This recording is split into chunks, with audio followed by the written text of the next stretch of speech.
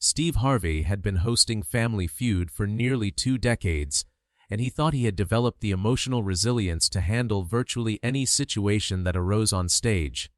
He had witnessed confessions that shocked audiences, heard testimonies of sacrifice that moved millions to tears, and listened to stories that had challenged everything he thought he knew about guilt, forgiveness, and the weight of secrets carried for decades. But on that gray November afternoon in 2026, a 61-year-old woman named Carol Hendricks would make a confession so quietly devastating, so profoundly heartbreaking in its revelation of a choice made 38 years ago that still haunted her every single day, that Steve would have to take a moment to recover, literally walking off stage for several minutes, visible through the backstage curtain with his head in his hands, because what he had just heard was so emotionally overwhelming that he couldn't immediately process it or continue hosting without collecting himself.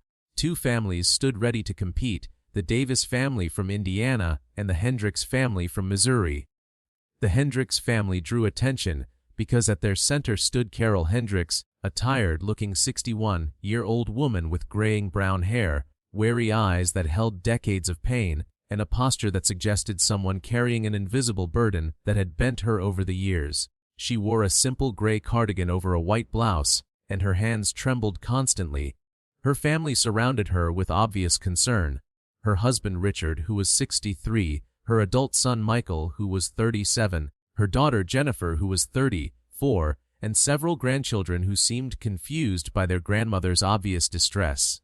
During the pre-interview, Carol had been quiet and withdrawn, answering questions in brief, halting sentences. When asked why she wanted to be on the show, she had said something that immediately raised red flags. "I'm 61 years old, and I need to tell my children something I've kept from them their entire lives. Something about their sibling, the sibling they don't know they have. Something about a choice I made 38 years ago that I've regretted every single day since, but never had the courage to confess until now." Carol's husband Richard, when asked about what Carol planned to reveal, had spoken with obvious pain, saying, "Carol told me the truth 20 years ago, and it nearly destroyed our marriage. What she's planning to tell our children today will devastate them the way it devastated me. I've spent 2 decades trying to understand and forgive what she did, and I'm still not sure I've succeeded. But Carol is determined to tell them before she dies. She has heart disease and her doctors say she might not have many more years. So here we are, about to shatter our children's understanding of their family and their mother." The Hendricks family won their game with mechanical efficiency, Carol contributing one answer in a barely audible voice. As they lined up for fast money, it was immediately clear that Carol had no intention of playing the game. She positioned herself at the podium before anyone else could move, and when Steve approached her to ask who would be playing, she held up her hand and said, "Mr. Harvey, I can't play this game. I came here to confess something to my children, something I should have told them 38 years ago. Please, let me tell them before I lose my courage." Steve's expression shifted to one of concerned attention, and he said, "Mrs. Hendricks, tell us what you need to tell us." The studio fell into a heavy, expectant silence. Carol turned to face her children, Michael, who was 37, and Jennifer, who was 34, and tears were already streaming down her face as she said, "Michael, Jennifer, I need to tell you about something that happened in 1986, 2 years after Michael was born and 2 years before Jennifer was born. Something about a baby I had between you two, a baby you don't know exists because I gave him away and never told you about him." The gasps from the audience were immediate and loud, and both Michael and Jennifer's faces showed shock and confusion. Jennifer said, "Mom, what are you talking about? What baby?" Carol's entire body was shaking as she said, "In 1986, when Michael was 2 years old, I got pregnant again. Your father and I were young. I was only 23, he was 25. We were struggling financially, living in a tiny apartment, barely making ends meet with one child. When I found out I was pregnant again, I panicked. We couldn't afford another baby. We could barely afford Michael, and I made a decision that I've regretted every day for 38 years." Carol paused, struggling to continue, and Steve moved closer to her, his face showing he was beginning to understand something terrible was coming. Carol said, I had the baby, a boy, in September 1986, and 3 days after he was born I gave him up for adoption. I signed papers allowing a couple to adopt him, and I let them take him away when he was 3 days old, and I never told anyone except your father. I never told you, Michael and Jennifer, that you had a brother. I never told our extended family. I kept it completely secret for 38 years. Michael's face had gone white, and he said, Mom, you had a baby and gave him up for adoption, and you never told us. We have a brother somewhere that we've never met. Carol nodded and sobbed, Yes, Michael, you have a brother. His adoptive parents named him Daniel. I named him Christopher, but I don't know if they kept that name. He would be 38 years old now, and for 38 years, I've carried the guilt of giving him away and the guilt of keeping his existence a secret from both of you. Jennifer was crying now, and she said, Mom, why? Why did you give him away? Why didn't you tell us? Carol looked at her daughter and said, Because I was young and terrified and poor, and I thought I couldn't handle 2 children when we could barely afford one. And I thought giving him to a family who could provide for him was the right choice.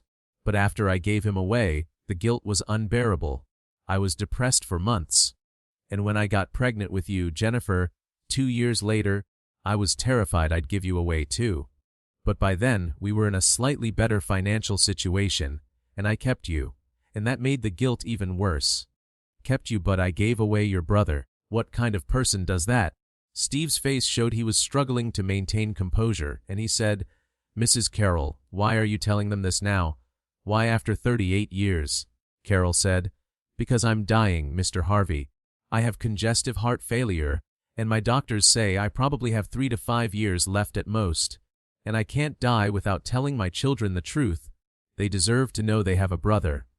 And Christopher, or Daniel, whatever his name is, deserves to know he has biological siblings.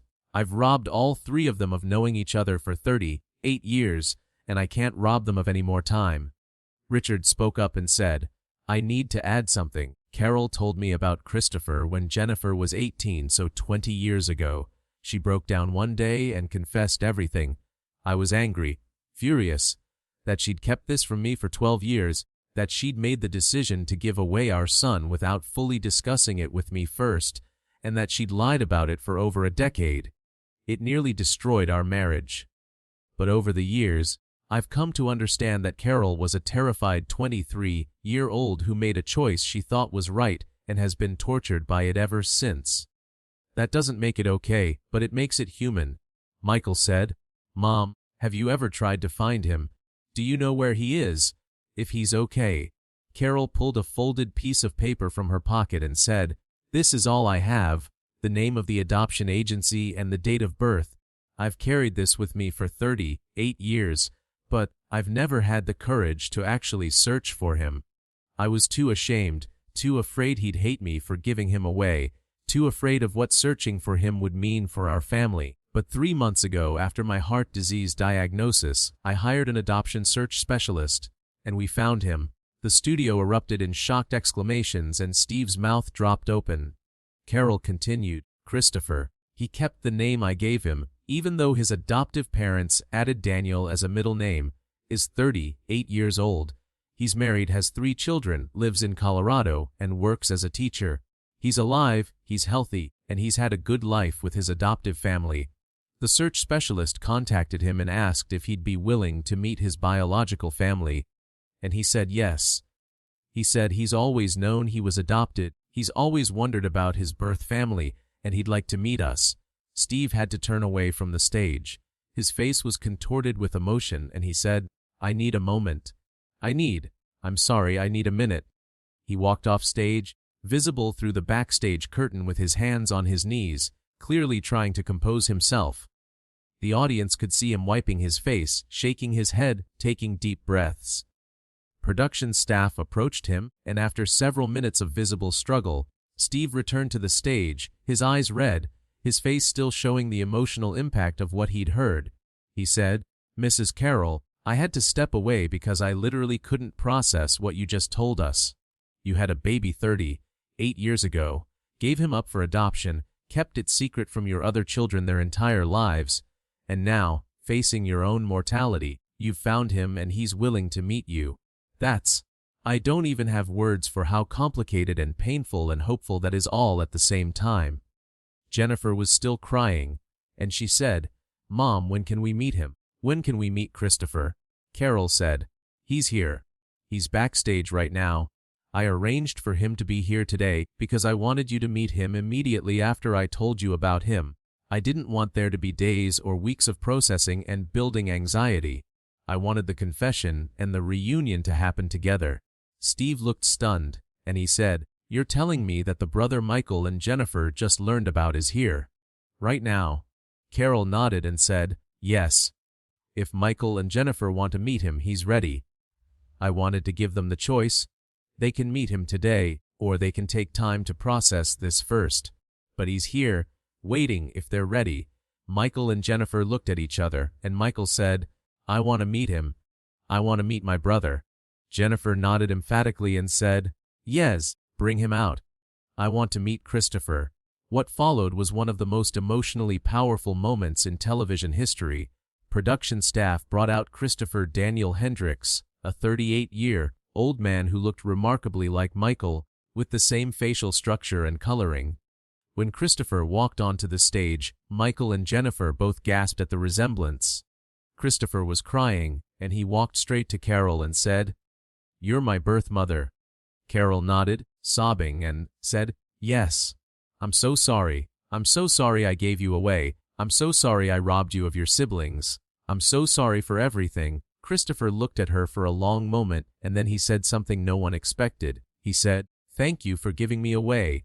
You gave me to parents who loved me, who raised me well, who gave me every opportunity. You made an impossible choice when you were 23 years old, and that choice gave me a wonderful life.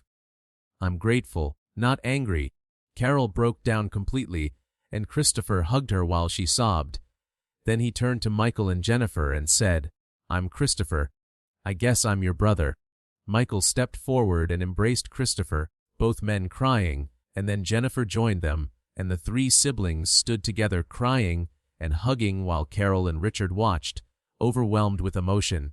Steve was openly crying, and after giving the family several minutes together, he said, "Ladies and gentlemen, we just witnessed a confession and a reunion that has been 38 years in the making.